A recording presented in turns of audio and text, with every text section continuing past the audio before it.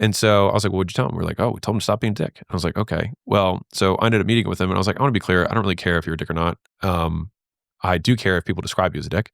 I wanted, like, the purpose of this meeting is to decrease the likelihood that anyone talks to me about you again in a negative context. Cool. Great. So that was the agenda. It's like, all right. So in order for that to occur, um, let's talk about the things that when you do them, people don't like them and they call you a dick.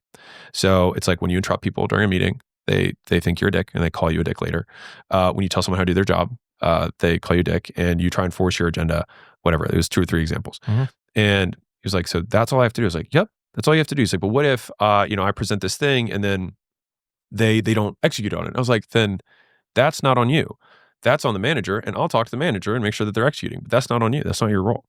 And so once that got clear, all of a sudden he just stopped doing the 3 things that the 3 behaviors that people then laddered up to saying he's a dick, and then they stopped calling him a dick. And then everyone's like, oh, he's like night and day, totally different. But it was just like no one's specific with their language, and so no one knows what anyone's talking about. And I think the vast majority of people don't communicate well with one another because both people are saying words that neither person understands and no one's defined anything. And that's why most people can't communicate at all. And that's why most people are dissatisfied with their life. And that's why they can't manage their relationships because they're like, both people get upset. No one knows how to communicate. And then that's it. They just like, they want the other person to guess what behavior they don't like. And so it's like, even if I said, oh, John's lazy, you have to think, and this is why most people don't do is because it takes work. You have to think, okay, I think John's lazy.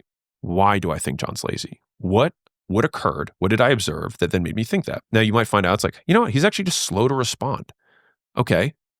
Is there anything else? There was one meeting he came ill prepared. Is there anything else? No, I think that was actually it. Okay. So when I go to John, instead of being like, hey, you're lazy, I'm going to say, hey, I need you to speed up your responses to under 5 minutes. And when you come to a meeting, have your notes ahead of time. Just send them to me. All of a sudden, John's not lazy anymore. But it's because it was this very micro thing that we then ladder up to this amorphous term that no one can understand.